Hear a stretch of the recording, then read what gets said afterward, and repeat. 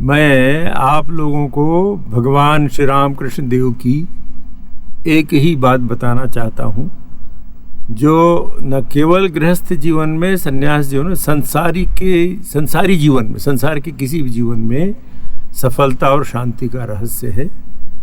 भगवान श्री राम कृष्ण देव ने कहा, जो सहे सो रहे, जो न सहे उसका नाश हो। ठाकुर कहते हैं, देखो तुम्हारे क क ग की 12 खड़ी में 3 स है, स स स, दंत्य स, तालव्य स और मूर्धन्य स। तो जीवन में सहना चाहिए। अगर हम अपने जीवन पर ही दृष्टि डाल के देखें, जब जब जीवन में कटुता आई है, जब जब लड़ाई झगड़े हुए हैं, हम अशांत हुए हैं, तनाव में आए हैं, वो सब के मूल में कहीं न कहीं हमने सहनशीलता छोड़ दी, प्रतिक्रिया की, लड़ाई झगड़े की। संसार में शांति से रहना हो तो सहना चाहिए। और जब व्यक्ति सहनशील हो जाता है, सहने लगता है, तब अपने आप उसकी बुद्धि सही निर्णय देने लगती है। और जो हमारे से विरोध करते हैं, हमको नहीं चाहते, उनको भी बाद में समझ में आ जाता है कि मैंने इतनी इनको कड़ी बात कही या ये नुकसान कर दिया, पर ये सहते रहे, क्या बात है, कोई कमी होगी। तो ये महामंत्र है कि जब तक हम सहना नहीं सीखेंगे, हमारा व्यक्तिगत जीवन सुखी नहीं रहेगा, पारिवारिक जीवन सुखी नहीं रहेगा, सामाजिक जीवन सुखी नहीं रहेगा। तो ये सहना घर से शुरू करना चाहिए। हम अक्सर घर में बहुत ज़्यादा असहनशील रहते हैं। कोई नौकरी करता है तो अपने बॉस के सामने, मालिक के सामने सहनशील रहता है, घर में आके गुस्सा निकालता है पत्नी पर, बहन पर, बच्चों पर, माँ पर। तो सहते जब हैं तब हमको सही दृष्टि मिलती है। इसलिए जीवन की पहली शर्त है कि हम सहना सीखें। दूसरी बात, हम सब लोग दुनिया को सुधारने में लगे हैं।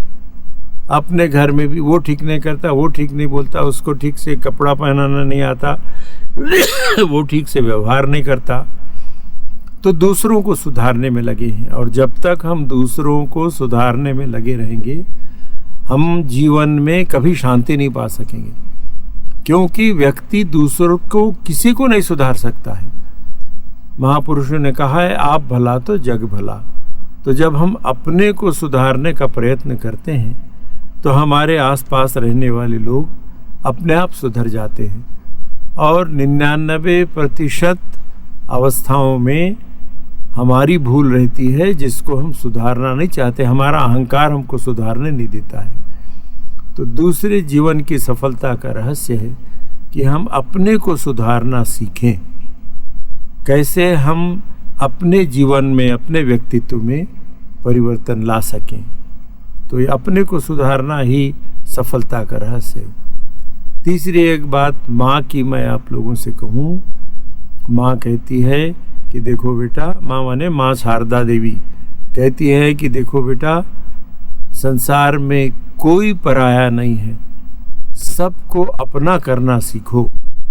इसके पहले माँ एक उपदेश और देती है। वो कहती है कि देखो, संसार में कभी दूसरों के दोष मत देखना, दोष देखना अपने। और संसार में कोई पराया नहीं है, सबको अपना बनाना सीखो। तो जब हम दूसरों के दोष देखना बंद करते हैं तो तुरंत हमारे दोष हमारी दृष्टि में आते हैं और हम अपने को सुधारना शुरू कर देते हैं।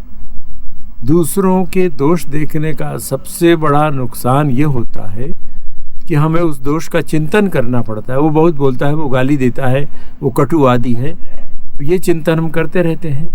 उस चिंतन के कारण उस दूसरे व्यक्ति में वो दोष हो या ना हो, हमारे मन में वो दोष आ जाता है। स्वामी विवेकानंद कहते हैं, तुम जो सोचते हो वही हो जाते हो।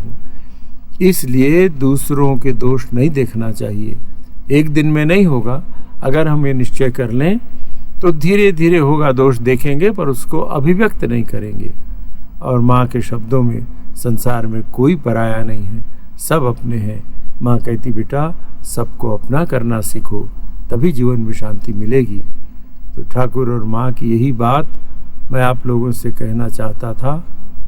इसको आप सुने, समझें, इसका चिंतन करें, और जब समय मिले तो ये किताबों में लिखी हैं बातें, किताबों में उसको पढ़ें और पढ़कर उस पर चिंतन करें।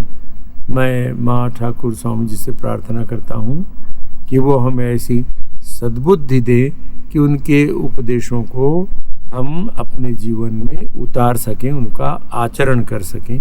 धन्यवाद।